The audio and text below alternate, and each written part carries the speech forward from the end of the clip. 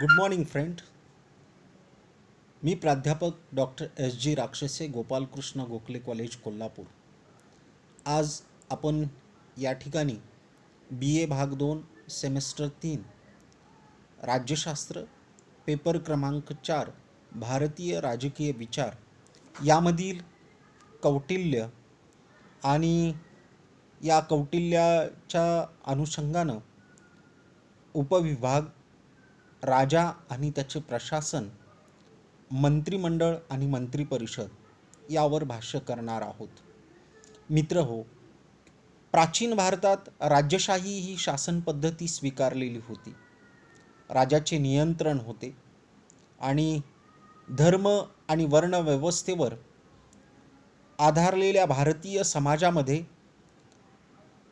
राजाचे नियंत्रण राहिलेले आहे. राजा हा सार्वभौम सत्ताधारी होता. राजा धर्म आणि नीती यांचा आधार घेऊन समाजाचे संरक्षण करत असत. प्राचीन भारतीय राजकीय विचारातील सर्व वाङ्मयीन इतिहासामध्ये राज्यशाहीचा पुरस्कार केलेला होता. वैदिक संहिता असेल, ब्राह्मण ग्रंथ असतील, स्मृतिग्रंथ असतील, कौटिल्याचे अर्थशास्त्र असेल, शांतिपर्व असेल, बौद्ध व जैन धर्मग्रंथ असतील, या सर्व ग्रंथामध्ये राज्यशाहीचा पुरस्कार करून तिचे समर्थन केलेले आपणास दिसून येते.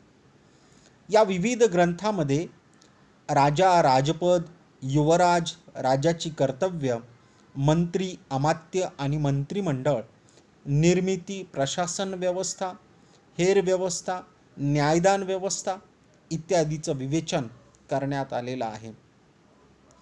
प्राचीन भारतीय राजकीय विचाराचा अभ्यास करण्यासाठी उपलब्ध असणारी साधने ही फारच कमी आहेत आणि म्हणून प्राचीन काळात रचलेले विविध ग्रंथ हे एक अभ्यासाचं साधन बनतं. कौटिल्याने आपल्या अर्थशास्त्र या ग्रंथामध्ये राजा व राजपदाचा अभ्यास अधिक सुलभपणे केलेला आपणास दिसून येतो. आता यामध्ये राजा हा एक महत्त्वाचा मुद्दा आपणास पाहावयाचा आहे. कौटिल्याने आपल्या अर्थशास्त्र या ग्रंथामध्ये अनियंत्रित राज्यशाहीचा पुरस्कार केलेला आहे. राजा व राजाची कर्तव्य या गोष्टींना अधिक महत्त्व दिलेले आहे. त्याने राजाचा सप्तांग सिद्धांत सांगितला आणि राजा हा सप्तांग सिद्धांतामधील एक महत्त्वाचा घटक असल्याचं नमूद केलेलं आहे. राजाचं वर्तन हे निरंतर प्रजेच्या हितासाठी असावे या संबंधीचं विवेचन त्यांनी अर्थशास्त्रामध्ये केलेलं आहे.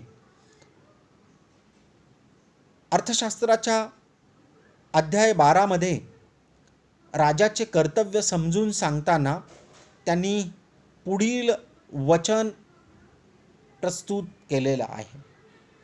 प्रजा सुखे सुखम राज्ञ प्रजाना च हिते हित नात्मप्रिय हिल राज्ञ प्रजाज्ञाच हितम अशा पद्धतीचा संस्कृत श्लोक त्यांनी दिलेला आहे.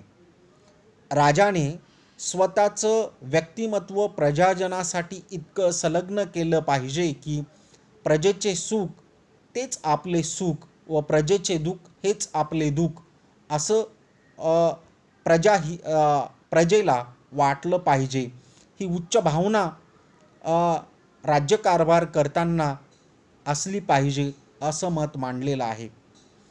कौटिल्याच्या मते वेदविद्या, वार्ता, दंडनीती, अन्वीक्षिकी या 4 विद्यांचा अभ्यास करून राज्याने आपला राज्यकारभार चालवायला पाहिजे.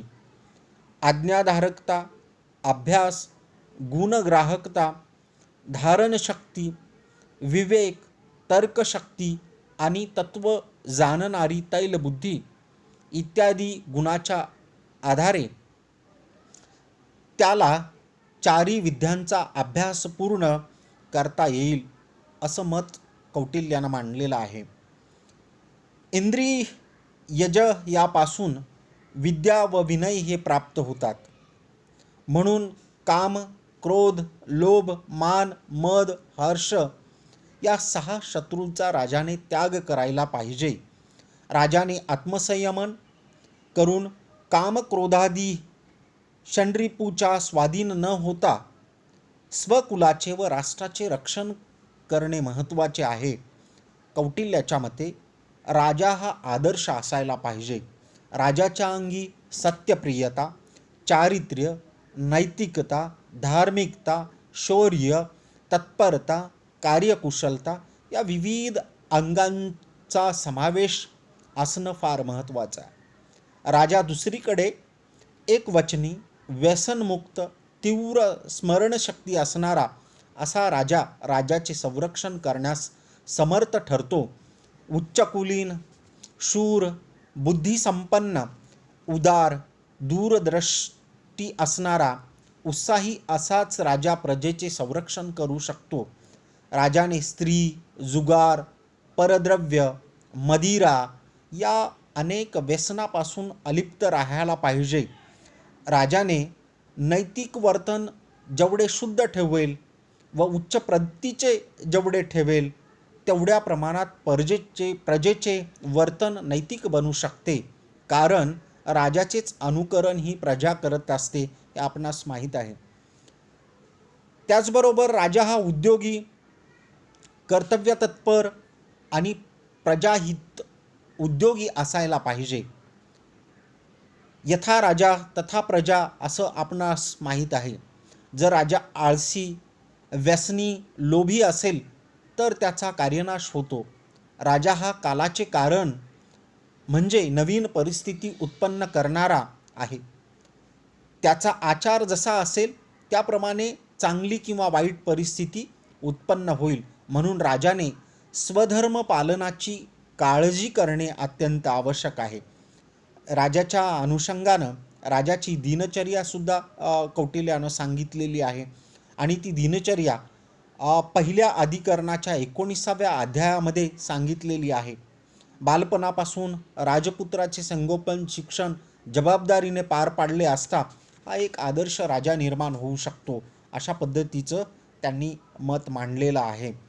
यानंतर आपण पुढच्या पिरियडला राजाची कर्तव्य यावर भाष्य करणार आहोत. थँक्यू.